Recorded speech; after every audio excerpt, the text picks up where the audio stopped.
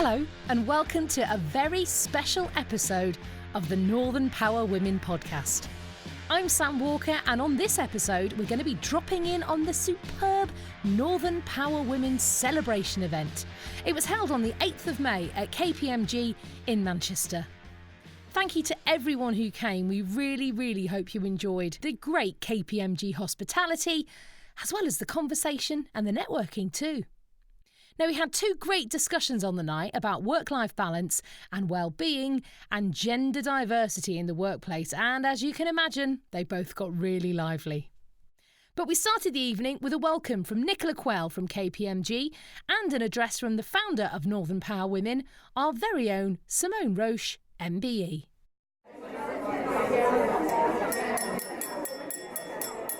I just wanted to start by saying welcome. Delighted that so many of you could join us this evening. My name's Nicola Quayle. I am the Office Senior Partner for KPMG here in Manchester and proud Northern Power Woman. As I know many of you are all proud future Power Women. So it's great to see so many people here tonight. It's great to see so many people supporting the Northern Power Women cause or initiative or campaign, whatever we want to call it. But I think we're all out in force to support Simone and all she's achieved over the last couple of years. I think this is the third time we've hosted your celebration event, and I'm sure you all agree that the event has just got better, bigger and better every year. So we are very proud to be a supporter of Simone's. That's all I wanted to say. Welcome to KPMG. Relax, enjoy. There's plenty of drinks, there's some canapes later, so please do stay around to network after the podcast. But for now, thank you very much to Simone and all she does, and welcome to Simone.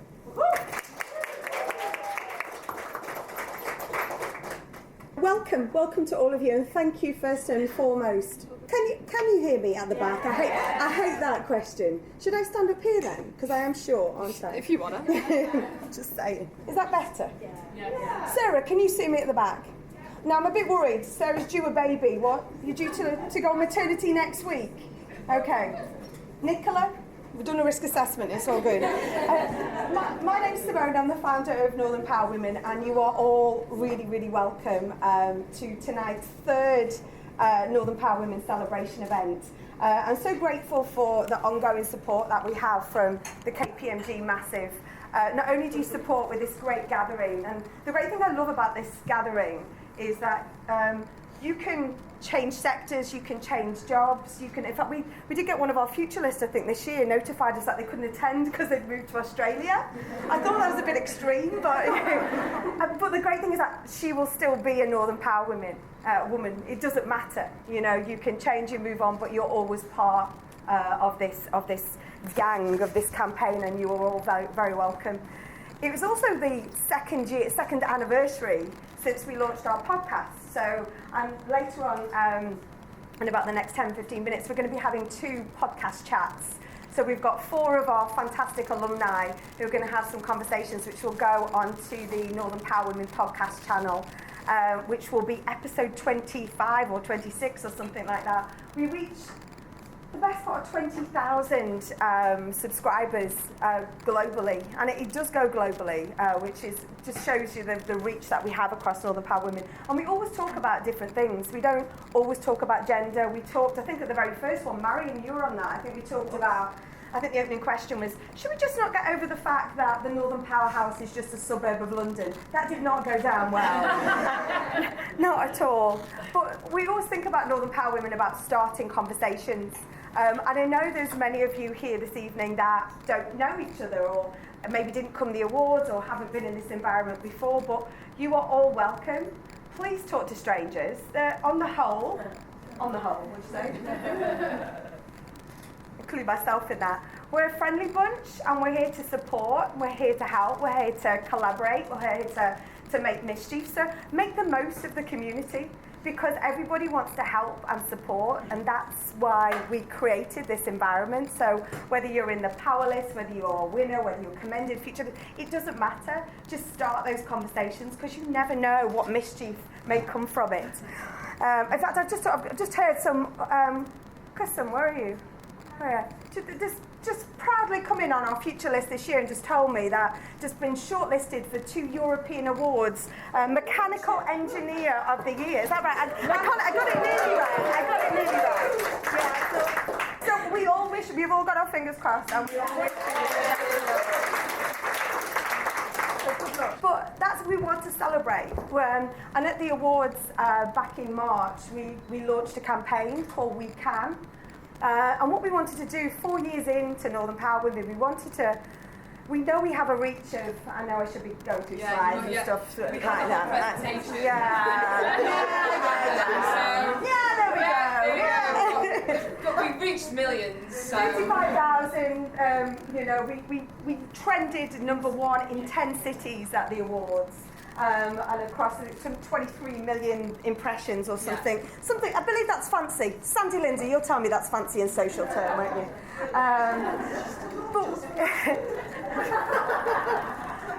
But what we did at the awards is we wanted to start to galvanise and start to really capture what people are doing. Not what you're pledging to doing, but what you've actually done or are taking part of, because even if it's just that one small thing that you're doing, the sum of all those parts adds up to something that's really impactful. And that really starts to galvanise and prove that in the North, we don't kind of just lean in, but we really crack on and we try to work together to make change. So if you haven't already got, we've got We Can bags for everyone at the back, so please grab one of them. They're great for your shoes when you're trolling around, aren't they? They're really good. They're great for when you go and you don't want to pay 5 pence for a bag, you know. You should. That's where you take these. We're going to save the climate. We'd also like you to complete one of these. And again, just that one thing. You know, I know, Emma, you started a new job yesterday, didn't you? Congratulations, down at Media City. And I said, bring some, and you've brought somebody from the landings as well. So, Holly, sorry, I thought that's where it's just my eyes could read. So you're really welcome. But bring someone with you. That was your We Can. Bring someone with you. Introduce somebody. Mentor somebody. Recommend somebody. Push somebody forward. Sponsor. Open a door. Whatever it is. Please tell us what you're doing or what you've done and pop it in here. It can be anonymous, it's not a problem, but then we'll socialise it, because what that becomes is it becomes addictive and it enables and engages other people to do something. And you think, oh, it's only a little thing, I'm not going to shout about it. Sally Penny's here, everyone! Oh. What I'm going to do for Sally Penny in the future, I'm going to put a different time on the cell. People know you, Penny. But please, time for them judges. But please tell us what you've done and what you're doing, because you should be proud, because it all does make a difference. So thank you very much. Just to let you know about a couple of things that are coming up. Also this evening, we've got my brother David here and the students from Burnley College. They were at the awards, they created a video which I'll show in a second. And they'll be capturing your We Cans as well, okay? It'll make you do some daft things, I think, and hello, jump up and down and whatever. Just go with it. He's my brother. It's fine. It's all perfectly safe, legal, and risk assessed. If any of you have not got your pin badge that we gave out at the awards, I know I've tried to remember who's here tonight and hasn't had them. Please just come and give myself or Emma a shout. We've got them aside for you. And yeah, up and coming, we start our NatWest Role Model Roadshows later on this month, and we're delighted to be going up to Cumbria for the first event, which is now full to listen, I think. We're now on a wait list, so that's on the 22nd of May, but it's no good because it's full anyway, but go on the wait list. We've also got a future list event in June out at Mawson. In June, it's on the website. It's all good, or ask me, we'll tell you when it is. But please, yeah, that's for our future list as well, so we'd love to see you there.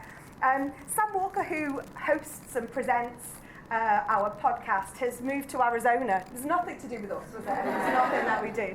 She's still going to be producing it from afar, because that is what agile working is, okay? So today we're going to be recording 2 little sections for the podcast, okay? They'll take 10 minutes each. But any of you have got any ideas of format or any conversations that you'd like to hear on the podcast, please let us know. If you haven't already downloaded it, you've got to do it before you leave because we'll check your phone. But it is about starting the conversation. It's about a different way to engage with what's going on across the North. But more importantly, just thank all of you. Thank all of you for being here this evening. Thank all of you for being amazing role models. Thank all of you for looking out for other people because it really does make a difference. Before we do, I introduce our guests for the podcast. One thing that I have to do is you have to do a selfie. It's kind of a law. But the other weekend, I couldn't do any weekending. A year ago, Emma just started, and now we have a little fledgling team here, punching well above our weight and trying to do magnificently big things. But we can only do it with your help. But I just want you to thank and show appreciation for my fabulous team as well. A big thank you to Simone and to Nicola as well. Now, the first of the conversations of the evening was hosted by Stephanie Burris, CBE, Chief Executive of Ahead Partnership, and Faye Ijaware, front-end developer for DWP Digital. And they discussed the struggle of work-life balance.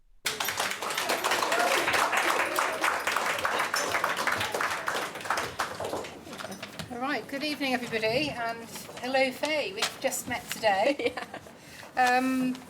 Just to explain what we're going to be talking about, the topic I think will be very close to all of our hearts, taking time for ourselves. How many of us actually do enough of that, and how many of us struggle to do that? So I have to say I don't feel I'm an expert at it. It's something I've struggled with over the years, but it would be very interesting to discuss that this evening with Faye and share our thoughts on the topic. So we thought first of all we might introduce ourselves. So Faye, do you want to go first? So my name is Faye. She just said that. So I am a software developer and a founder of a local community group. It's something I'm quite passionate about. Tell us a bit about the community group. So for me, my journey into tech was something I would always say to people was an happy accident. It was something I wish when I was in college, university, or even high school, something I wish I was taught about that I could do. I always thought working in tech is similar on the same level as being a doctor. I always thought you need to go to like school of like computer science after uni and so much work was involved, but it wasn't actually. It's not as complicated as it sounds. And for me, I'm always very passionate about introducing that to other people that might not have the same opportunity that I have not. So I'm quite passionate about trying getting people to try it. And if they don't like it, they don't like it, but then they might. So yeah. And you're based here in Manchester? Yes, we are. Yeah. So I founded Code and Stuff on International Women's Day actually this year.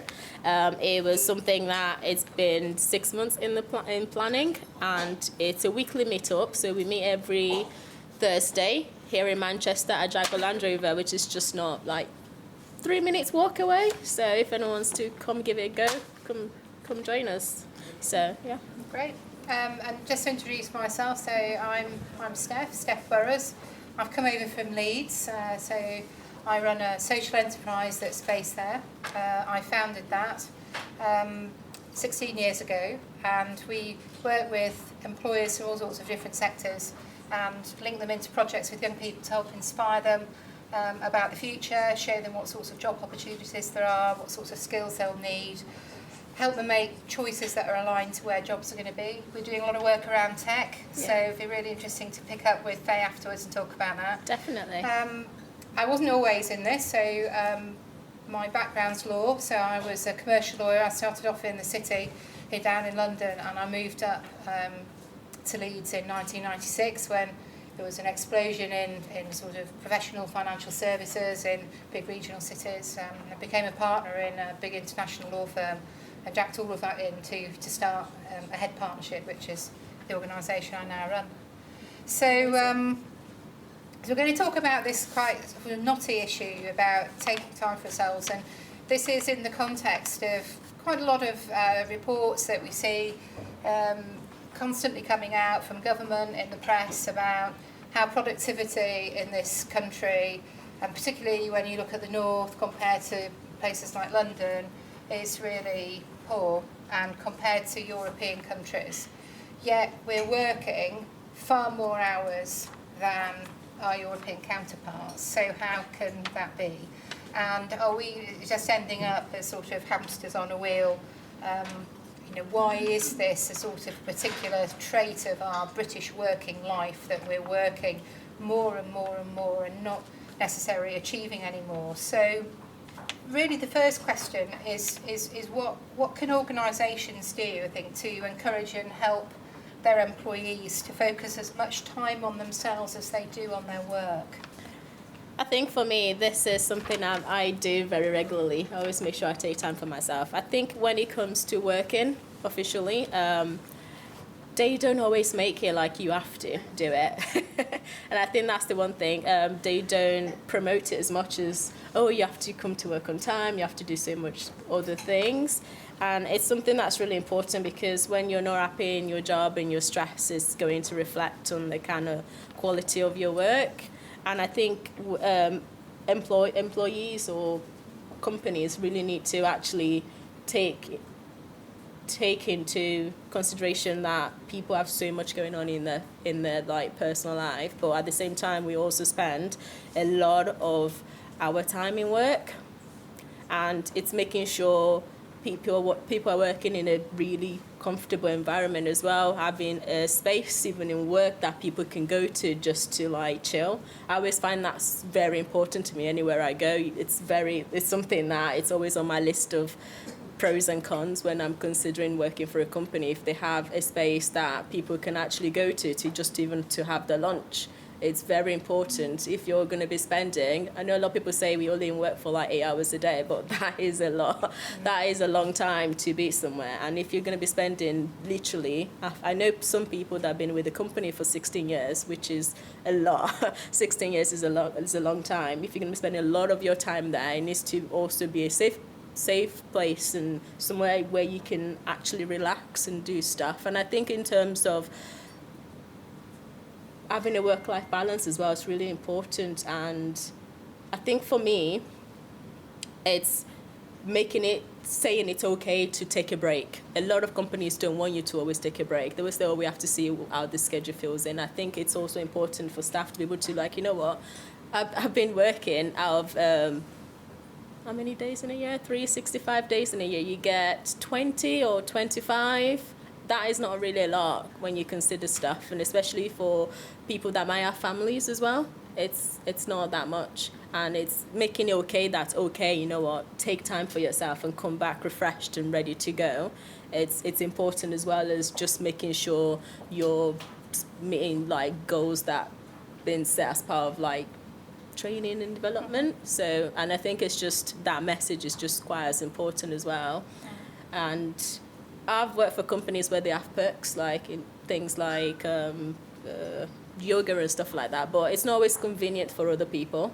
And it's like, I love yoga, but I don't, it's not something I want to do during work hours or anything. I would like to do that in my personal time. So some of the perks might not even be relevant for a lot of the people. It's just making sure for those people that things aren't regular, there's other stuff they can do, like maybe even having like a family day out a year or something. People can bring their family in together and stuff like that. I think it's definitely quite important, and something a lot of companies don't really think about that aspect, or even ask feedback, or just maybe even having your staff like, what would you like to do for like a staff day out and things like that. Not something structured that HR's kind of put together. No offense if anyone works in HR here, by the way. So that's my thought. So it's a cultural thing. Yeah, I think it's. Within a business. It needs to come from the top as well, doesn't it? Yeah, I think it definitely, there needs to be a lot of emphasis that it's okay to take time off. Mm-hmm. It's I work for I've been at the co-op, and a lot of people don't actually take their holidays because there's so much going on, and you can carry your holidays over and think, well, which is completely fine. A lot of people don't enjoy taking time off, but for people to do, it's just making it as important as the general mission, just because it's important that staff are happy, and part of that is making sure people aren't that stressed, because there's a lot of stuff that does go on outside of your work life, really. So how do you take time for yourself? I know you say you're not quite good at doing that, but how do you take time for yourself? I've got better at it over the years, I think it's fair to say. But I went into a very, I suppose, full-on career as a commercial lawyer, very led by the demands of clients and needing to be available to deal with, their questions and that kind of pace of corporate life. And then I went from that into founding and then expanding across the country a business. And so I now have that I carry around with me everywhere. Anybody here runs a business that they've founded? You know what it's like. You never really leave that behind, do you? It sort of follows you around everywhere, worrying about it and so on. And I think for me, one of the questions about life balance, work-life balance, has been linked with, I don't know, stress about work, worry about work. I think a lot of people take worry home with them about work. So it's not necessarily that they're working massively long hours, it's that they're taking anxiety from work back home with them, and it's then intruding into that sort of personal space and affecting, I think, all sorts of things. So I've not in the past been terribly good at managing work-life balance, and I've got better at it. And I think it's probably different for all sorts of different people, but for me, what has worked has been, I've definitely had some coaching and mentoring around this over the years, but setting myself some goals and objectives. I'm a real sort of goal setter type person. Once I've set them, I've got to achieve them. So setting some goals around my own time and stuff that I'm going to do that's not work related has been really helpful. So one of the things I did to combat stress was take up the harp. Now, I recommend that to all of you. I bet you weren't expecting me to say that, but it's an incredibly soothing experience playing the harp. Lovely to listen to, lovely to sort of play. So taking up an interest, taking up a hobby, setting yourself some objectives, doing things with other people, actually, getting that balance. If you've got a family, often you'll be very, very busy with all the demands of a family. I haven't got a family, and so that's part of the difficulty of work sort of taking over and intruding, is when do you actually cut it off? So I think those techniques for me have worked, and taking up outside interests, and also having a really good team that I work with, and being far more comfortable now, and maybe because I'm older as well, in delegating and not thinking I've got to be the one always that does all this work. Yeah. And I'm not the one who's always got to be worrying about the business, and that actually everybody who works for overhead is equally committed, and we could share that. And I think that's a really good and healthy thing. That's good. So what tips would you offer, Faye, to anybody who felt they were struggling with work-life balance? So I think for me, it's like, this is one thing that I do. I am the queen of taking regular breaks from jobs or studying or whatever. I think one is to reassess what is going on in your life. I think a lot of us rush through life. Like there's like a medal waiting for us. There isn't. And it's something that I learned, like in college. I took a gap year off and did absolutely nothing. My mom was like dying. It was like, what are you doing? Why have I gone wrong? And I was like, well, what am I rushing for? There's not like a deadline that I have to meet. And it's just, if you are struggling, it's reassess what you've got going on. If it's the money that you need to be able to take a break, start saving up. And that's the one thing I always say to like a lot of my cousins and stuff. I'm like, save up a little bit, because having that financial freedom gives you the key to be able to do whatever you want. And I think for me is I join a lot of traveling. So one thing I like to do if I need to take a break is I love to travel. Traveling gives you such a great outlook on life. When you see things, it makes you kind of feel small as well. Like when you do travel, depending on where you go, it gives you such a fresh outlook on life. Join traveling groups, join things that you kind of like to do, or even though you don't make it, like join things that interest you. Like find a group online on Facebook, or there's loads meetups, there's loads of stuff. Even if something on the weekend that you can do, it's that simple. it doesn't need to be very complicated. And thinking about the We Can campaign, what do you think we can do to help each other highlight this issue? I think it's just supporting each other. Make it like it's okay. Don't judge somebody. Make it like, you know what, it's okay if you need to take 10 days off and do whatever, go hiking or go to the lakes or whatever. I think also as women, I think probably like we tend to take things so seriously, and it's just realizing it's still, when you do come back, whatever you're stressed about is still going to be there when you come back. It's just, maybe not. You might feel better about it or have a different outlook on it. And I think it's just, I would say, supporting each other. Like, it's okay to do what you want to do, and you know what, and just I think that support is really important. Just having people like, you know what, it might be a really bad, sorry, just almost there. It might be a really bad decision, but you know what, I'll support you. And then I'll be there when you come back to your senses, and I think that's really important sometimes. And lucky for me, I have friends that you're like, you know what, it's okay, we'll be there to catch you when whatever blows up, we'll be there. And I think it's that important, being supportive of each other. It's so much. I don't know how to emphasize that, how important that is. Yeah, having a good network. Yeah. Brilliant. Thank you to Faye and Stephanie. Stephanie during the Power List this year, and Faye during the Future List. And you've just started a new job this week, is that right? Third week in. Oh, yeah. And I took 3 weeks before I started. I was like, you know what, I've just left a job, not in a great things that were happening. I need some time to myself, and I was like, you know what, yeah, it's that simple. Just a week, 2 weeks. Well, thank you so much for starting our conversation this evening.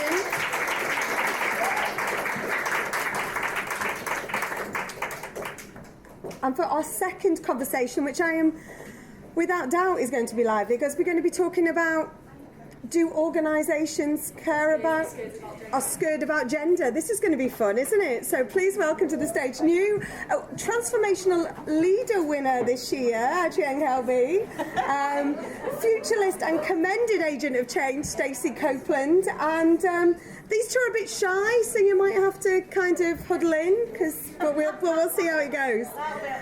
Too close. So over to Stacey and Adrienne, thank you. Hello! Can we get a woohoo before we go? We'll come back to that. I'm Adrienne Kelby. As you can see from the text behind me, I'm the Chief Executive of the Office for Nuclear Regulation.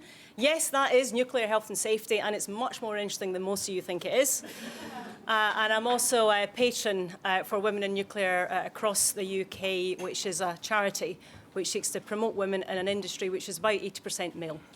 So I've done loads of things. I've been a PA, a typist, a bookkeeper, a show jumper, a trainer, an assistant trainer, a training manager, a deputy chief executive, and a real chief executive, all one after the other. And believe you me, I'm as astonished that I'm sitting here as any of you. I'm not astonished that this amazing woman is sitting next to me. Can I introduce you to Stacey Copeland, who some of you might know if you're from round here. And I recommend that you pretend you do, even if you don't, because she's going to tell you who she is. I think it's brave putting a nuclear person with a boxer in it. It's pretty explosive. Yeah, my name's Stacey Copeland. I'm a professional boxer and currently only one of 25 female UK professional boxers. And I also run Pave the Way, a foundation that is all about sparking social change, challenging gender stereotypes. And I'm really fortunate to work with companies such as Curtains. We've got Rhiannon here from, thank you, Curtains today. And many of the people in this room have really helped me along the way. And that's one thing of any stereotype about women, that we're all, as soon as anyone's doing well, someone's trying to pull your hair out and poke you in the eyeball, just is not my experience whatsoever of successful, strong women.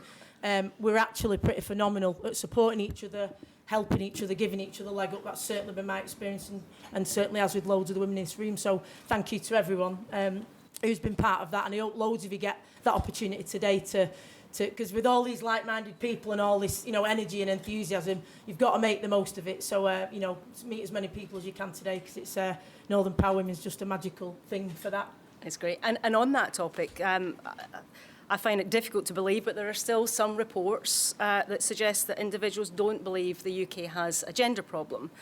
Are they in denial, or are there underlying reasons that you think they don't see the evidence? I think there's a couple of ways of answering that question. In some cases, I think people can be in an environment where it is fairly equal, so perhaps they don't notice that it's not for other people. Then there are people who are in a very unequal environment where there's really fixed gender roles, but it's all they know, and they don't see anything wrong with it, and it never gets challenged. So they maybe think it's okay. And then you get people like me, perhaps, that are in between, that I get the privilege of going to loads of stuff like this, where I see loads of people who are galvanised and passionate about it, and I think, yeah, loads of stuff's happening, and then I go back to my extremely male-dominated sport and look at my Twitter, and I think, yeah, we've got loads more work to do. And so in my environment, it's a bit of both, that I get to come to stuff like this, where, yeah, it's great, but I go to, a lot of my experiences remind me that it's, I don't know that using the word denial is right or not. I think some people, I think you'll all feel the same, that once you've seen this stuff that it's there, you can't ever unsee it. Yeah. And you do look at it through that lens then. And so I think that's perhaps why some people don't see it. I think that awareness is key, though. You don't see what you don't see, and unless people tell you and challenge you, then you haven't got a shot. Essentially, my sporting background is show jumping. And it was actually a Win Nuclear Cumbria launch event just over a year ago, when a gentleman said to me, is it of significance that your sporting background was in one of the few sports where women and men compete as equals at all ages? And it just hadn't even occurred to me. But I think that probably was part of we should just be equal and just, frankly, get on with it to the best of our abilities. So I'm glad I wasn't getting punched in the face at the time, though, I have to say. It's true, because I was having this conversation with a triathlete, and she was saying that it really didn't really occur to her that there was any differences, because that is one of the sports where it tends to be fairly equal. And she said it hadn't really affected her career, but for me, it most definitely has. Like last year when I won the Commonwealth title, became the... it was a great experience, because I got to go to Zimbabwe and win it, and became the first British woman to do it, but I didn't have a belt, because they made replica belts for women and gave real belts to men, and they were no longer producing the replica, and I was told that it was expensive for the real belts. If I had a sugar daddy, perhaps I could have one. Anyway, they've created a women's belt now, and that's the kind of thing that we absolutely need to change. Quite right. In terms of workplaces, do you think that people are frightened to influence change because of the backlash or the comments that people might make in certain industries if they try and influence change? I mean, I can't speak for everyone, but I do speak for a lot of men and women who say to me that they don't say what they think a lot of the time. And certainly when I had the gift, as I now recognise it, of becoming patron for Women in Nuclear, I really thought about saying no, because I was worried about being associated with something which seemed niche. And then I looked at the nuclear industry in this country and realised that if people like me weren't prepared to stand up and fight and influence and cajole for what is basic equality, then I couldn't really expect anybody else to do so. So I think it can affect us in ways. I speak very personally on that. I made what I think is the right decision, hopefully not just for me, but for Win. But it was there, and that really is a sobering thought for me, that I have had the you're a raging feminist levelled at me ever since. I'm not really sure about that. I'm not sure what that looks like. I think I'm just doing the right thing for everybody, for women and for men, by being an inclusive leader and by being somebody that wants the best for everybody. But people take their own views, I guess, on that. And I think that's not true, this idea that by helping one group you take away from the other. That's not true. Obviously, I'm a white person. I don't lose anything by us making things better for ethnic minorities, and men don't lose anything by when we make things better for women. It's just better for everybody. So I think that's a myth as well. But the point... It's very interactive, this session. We like it. The point I would make, though, about fear is that our brains are hardwired to assess risk and to keep us out of risk. Yours probably isn't working, frankly, in your job. But, it's programmed to keep us in a comfort zone and keep us away from risk. And I think the problem is that our brain is so many hundreds of thousands of years out of date that it's assessing risk in a very inappropriate way. And, what I want to say is that we assess sometimes fear of embarrassment or fear of upset or fear of looking stupid as if it's a tiger outside of our cave. And, we either avoid it or worse, we fight it. So I think my philosophy on this is really pretty simple. Difficult conversations are not tigers. They cannot eat us, and I think it's our courage to have one challenging conversation at a time and to do the right thing, even if it feels a bit awkward or a bit difficult, that stands us apart. And there will be times when we're hurt, there will be times when people are a little bit mean or when we're embarrassed. But you know what? I think that's life. That should never diminish our ability to stand up, to rise up again, and to crack on. And I think for your point about our organisations being a little bit politically correct, frankly, I think they are, and I would encourage us, if we're not sure, if we're saying something or behaving in a way that we shouldn't be, ask somebody. And, if you see somebody or you are the one, then stop it and get some feedback. But this is much more, I think, than fear of upset. This is about recognising the UK economy needs everybody to play an active part of all descriptions, and frankly that requires power women like us to stand up for the rest and pull everybody up so that we can rise together. Yeah, I'd add a couple of things to that. One, I think sometimes what we can do is wait for other people to make change happen and hope that they will and expect that they will. Change just doesn't naturally happen. We don't wear seatbelts because we just all realised it was safer. People had to do loads of testing, they had to bring laws in, they had to bring consequences in if you didn't. We don't smoke in public places now, not just because people went, probably not good for you. People had to push that forward, and that's like us. Now, we might be pushing social change some of the time. Gender pay gap's more of a literal thing, but whatever it is, all those changes and the betterment of society has come about because people have pushed for it. So change just isn't an inevitable thing. Every single one of us has to be part of it. And in terms of the fear, I have fear when I get into there's no fear like it in your life like getting in a boxing ring. I can promise you there is absolutely. And I'm part of a family that are pretty scary, so I know fear, but there's no fear like getting in the boxing ring.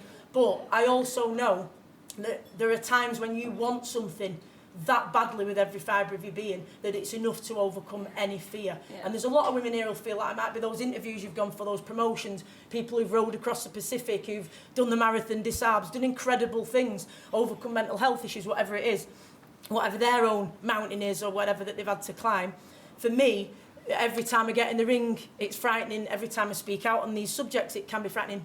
And for all of you, you'll have those battles. But if you know your why and you know why you're doing it and you really, really passionately believe in it, that will be enough for you to overcome any fear, any negatives, any self-doubts, any imposter syndrome. That will be enough for you to overcome it. So we have to know our why. We have to stick together on it and support each other. And that will be enough to bring about change. And that's why change is happening, because of the people in this room who know the why and overcome the fear.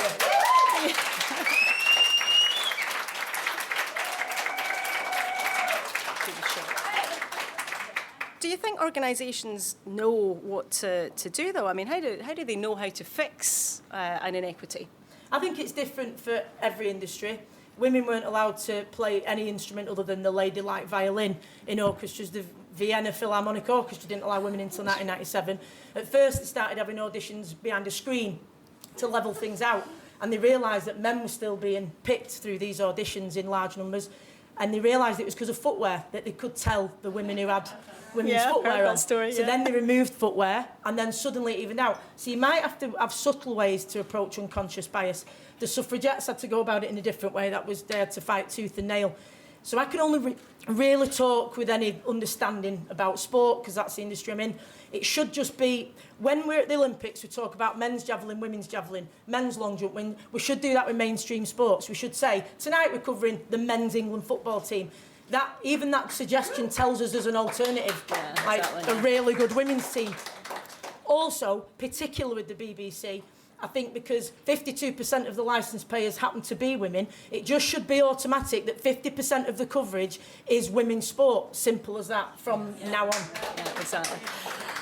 I mean, I really believe that role models are absolutely critical. And if we don't have visible role models at all levels, prepared to speak out and just prepared to be decent, mentoring human beings, we're absolutely stuffed. So that's why I've got events like tonight. And I think it's really important, because whenever would I get to meet a woman who works in nuclear? That's ace. Do you know what I mean? That's when would I have? There's got to be something you can put in my gloves to give me that advantage. It's got to be. But, we'll talk about that off record. So we need to move on. Next question. Oh, sorry. Do you think, in support of the Northern Power Women's We Can campaign, what have you done or continue to do to support gender diversity? I think it's continue for me. It is about continuing to just not take no for an answer and to ask really challenging questions, to call things when I see them and to ask people to call them when they see me not being my best self. But I think that stands for all of us who are in this room today. I think that organisations can be quite scared of the gender question. I think it can be off-putting, and to really see the impact it's had in my organisation and the sector in the last 3 years has been an absolute moment of pride for me to see us go from one of the lesser employers of women to breaching the 30% tipping point, 34% women in ONR, only about 20 or so when I joined 3 years ago, at all levels, and equal boards, a good management team, and for me, to create the environment where everybody is happier. And I say again, this is not about women for women's sake. This is about making a great corporate environment for every one of us to work in, for men to enjoy paternity just as women enjoy maternity, for us to enjoy working in teams where there's excitement and life and diverse views and fun, and actually being able to really enjoy work, which to me is part of how we manage to do the incredibly difficult things we do, with the stress levels that can come with that, because actually we make an environment that is right for success. So that's what I'm going to keep doing, creating the conditions for success for every one of my team, but highlighting that we have a road to go for women because it is not a balanced playing field at the moment. What about you? Me, I just live and breathe it, really, because it's affected my life since the very first time I walked in a boxing gym, because it was illegal for girls to even compete when I was a little girl.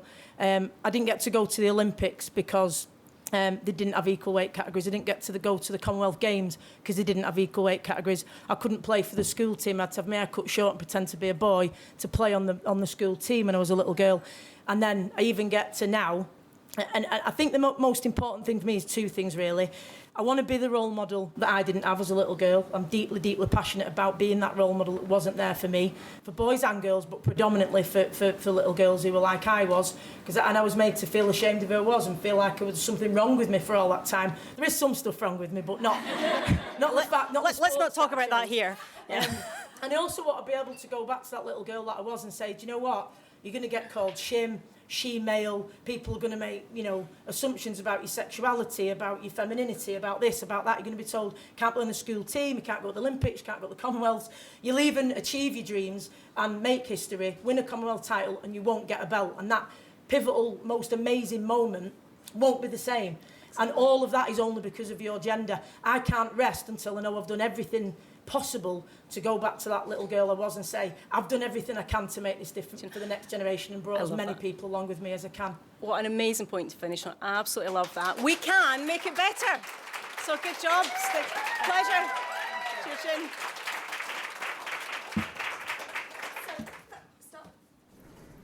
So we can take questions. Take questions. See what I did there? You just rest up. So, Stacey, you've just had an operation, haven't you? Last week, yeah. Yeah, and you're healing. Sport's not good for you at all. We talk about the previous question about well-being. How are you looking after you? I've never had a physical injury that hasn't affected me mentally, and I'm not a happy person if I can't get that daily exercise. It's also the second operation in 6 months because I had to have my hand repaired for the Commonwealth title fight. So I haven't got much time left to achieve everything that I want. So I'm really frustrated at the minute because I'm impatient. I've got loads of stuff to achieve and these things are holding me back. But it's part of sport and I've just got to use this as an example to, the younger athletes in the gym and the young girls coming through of how you deal with this adversity. And then my plan is that in October or November in Manchester, we're going to have a world title fight and I'll become Manchester's first female boxing world champion. Yeah. With my nuclear gloves. Shh, don't tell anyone. Adrian, how we get the nuclear into the gloves? We maybe won't put that on the podcast. I think no actual nuclear material because I'd be fired and then it would be less fun. So do we have any questions from the audience? Oh, Sally Penny. Just wait a second. Danielle is going to come launching at you with a microphone. Oh, right. It feels like a microphone. Hi, I'm Sally Penny. Hi. Firstly, thank you. That was a great conversation for us all here, both your sides. And Simone, thank you for putting on yet again another great celebration of Future List and Power List. And I'm delighted to be part of this ongoing success. But I am a lawyer, so I do have a question. So my question is really about how do we, to both of you, how do we really engage the men and the boys to appreciate what we're really trying to do here? And if you've got any practical tips. So 2 questions. How do we engage our male colleagues, and particularly the younger members? And the second question is really what's next for both of you? So just how do we engage the men? Any top tips? And what is next for both of you? For me to kick. So I'm not sure it's any different to how I engage the women. My engagement is about creating an inclusive organisation that is going to kick ass. Am I allowed to say that? I've done it, sorry. Yeah. It's not having a conversation about women and hoping, that we can sneak it in as some kind of side dish. And, I've been quoted as saying, inclusion and diversity are main dishes, not side dishes. So they come up front and central.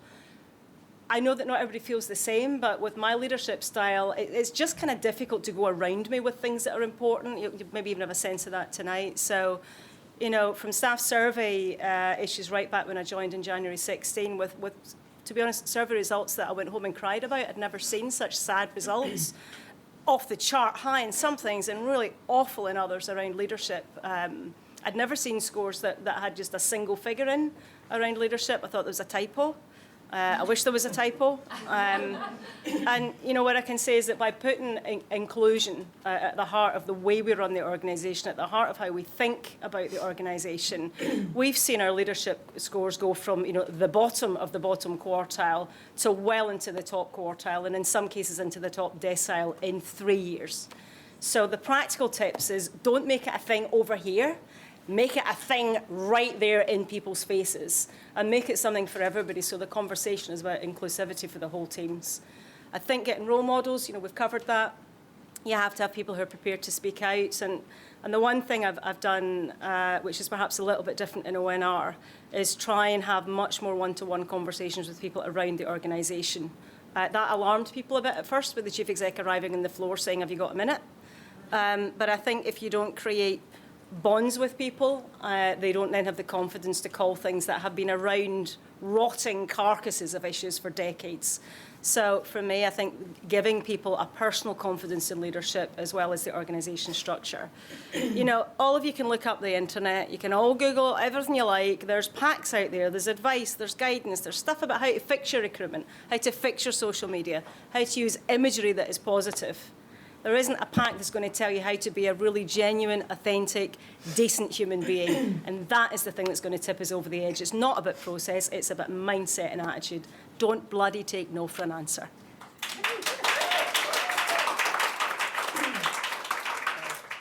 I don't know about quartiles and stuff, so I'm just going to swerve that bit. But because I've played football and done boxing, so many of the most unbelievable mentors and influences in my life have been male. So I can't think of it as separately.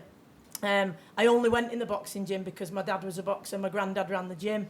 All my cousins, every boxing coach I've had bar 2 have been male.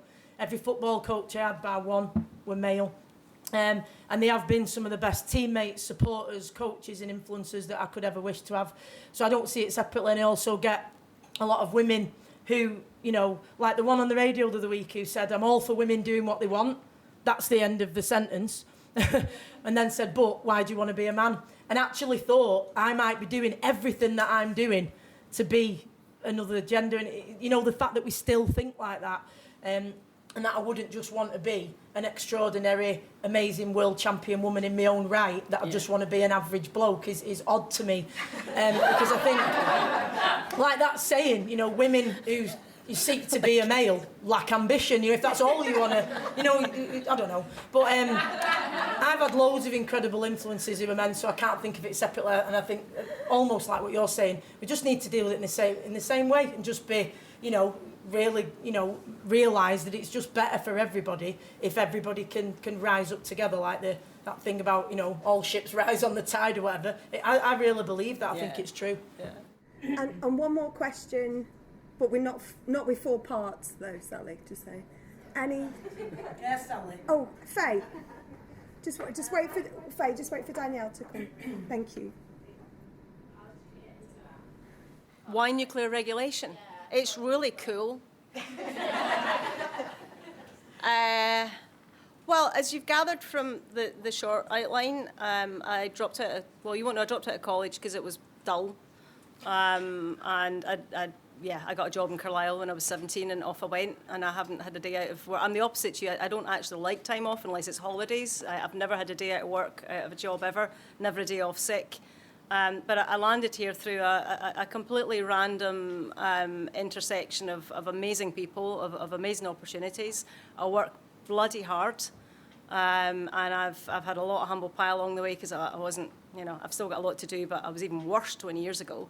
So, for me, a combination of training and just being prepared to do new things. My last 4 jobs have been in 4 different sectors altogether. What made you pick the nuclear one then? They phoned me on a day where my last job, I was in a bit of a strop. It was a sheer good timing. I'd been told off, I won't give you the details, but I'd been told off by somebody, not in my company, for holding somebody else to account who happened to be a bloke. And it really irritated me. So while I was being irritated, a headhunter happened to catch me, and I said to them, "No, I don't know anybody who could do that job." And then that was the Friday, and on the Monday, a different person from the agency phoned and said, "I give you the subtext. You're a bit of a dummy. We meant you." And by that time, I'd frankly festered over the weekend, despite going to my stable base of the water and trying to chill out and relax, which is how I centre myself. And then the more I looked into it, actually, everybody that was saying, "It's so boring, Adrienne. It's full of grey, stodgy food and men," and which is entirely untrue, actually. Just describe Rob. She didn't mean you. The food's okay and the men are really clever. But the more I looked at it, the more I thought this is a whole sector full of bright people with innovation, with science and technology, all the things that I never got encouraged to do by teachers, engineering and math and so on. And I absolutely love it, so much so. I've just signed another 3-year contract, so I could have got out, but I've gone for the next championship for me.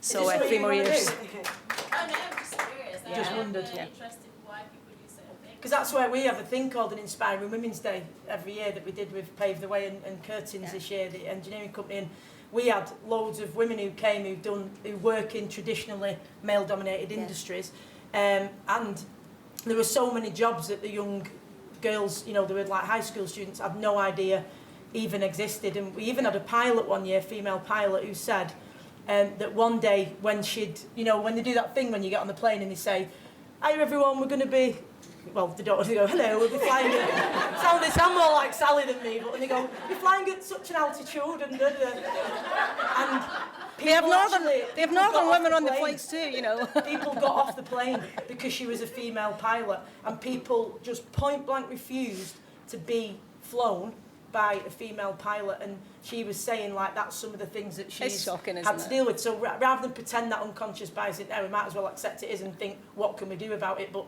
that's why people like you are dead important, and the women that we have on the Inspiring Women's Day, to even let these young girls know this is an actual career, and it's a career that you can do. Otherwise, how are they even going to know it exists for them to do? And we do that a lot, actually, in Office of Nuclear Regulation and Women in STEM Nuclear. and all that fantastic at it. Women in tech, all at construction, engineering. I think they're getting really, really amazing now at doing it. And sports part of that movement too. And they all, I think, complement each other because it's all about the same thing ultimately. I do want to say one thing on it, because I get that a lot. You don't look like you're nuclear. People say I don't look like a boxer, but they probably think I do, really. They're just scared.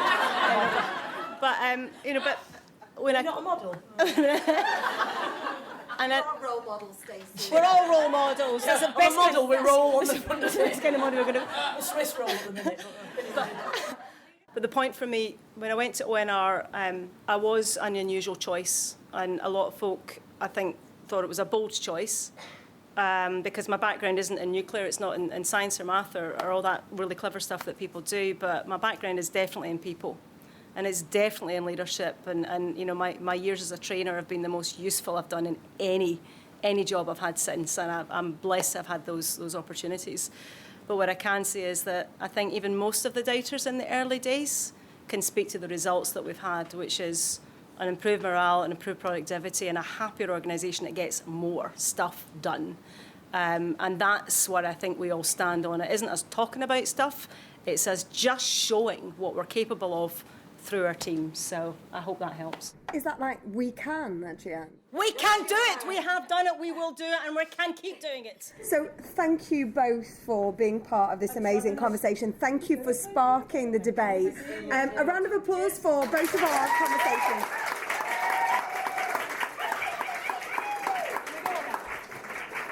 This room is full of everyone. You know, we've got media specialists, we've got marathon runner extraordinaires and ultra marathon. So we've got some amazing sports people. We've got some award-nominated engineers. We've got some fantastic legal brains. We've got utilities. We've got digital. We've got construction. Actually, we have everything in this room. You know, this isn't about what do you look like or what does financial services look like. Actually, we all look like ourselves. And I think the most important thing is that we all recognise that. We all recognise our own responsibilities as a role model. So we can all go back to younger selves and all did the best that we could do to make that change. So please enjoy the rest of your evening. Talk to strangers. Please talk to strangers. Make new friends. You just do not know what might happen. But thank you for your time this evening. There's some fantastic canapes. I've made them all myself. All of them. That's how talented I am. Please stay for a drink. And please, could we grab pictures in front? So if you are, whichever Power Future list you are in front of the boards, it would be great to get a nice snap as well. That would be great. But thank you all so much for coming.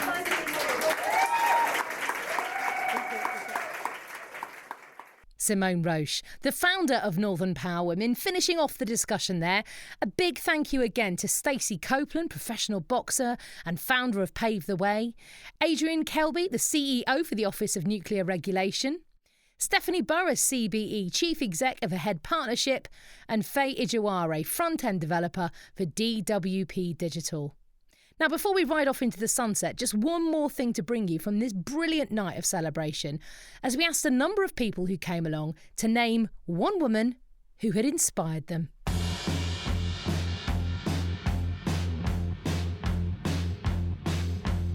Hello, it's Anne Miller McCaffrey, born in Liverpool, made in the Royal Navy.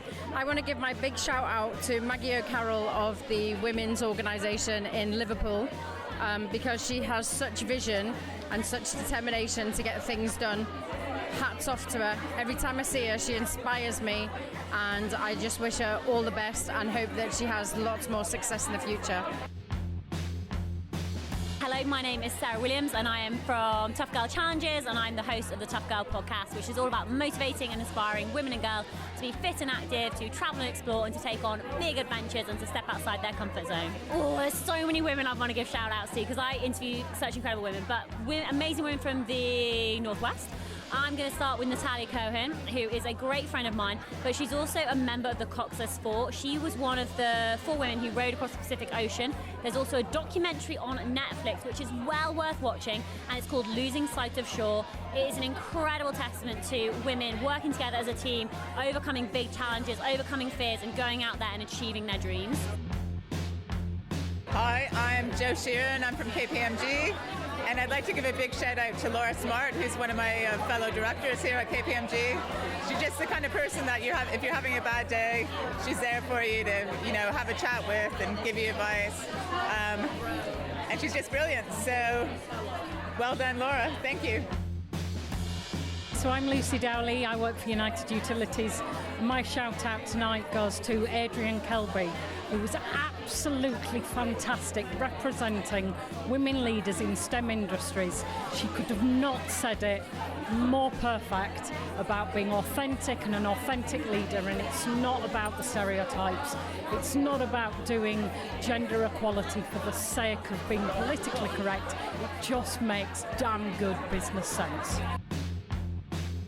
My name's Vic and I'm from Mike, which is a podcast production company.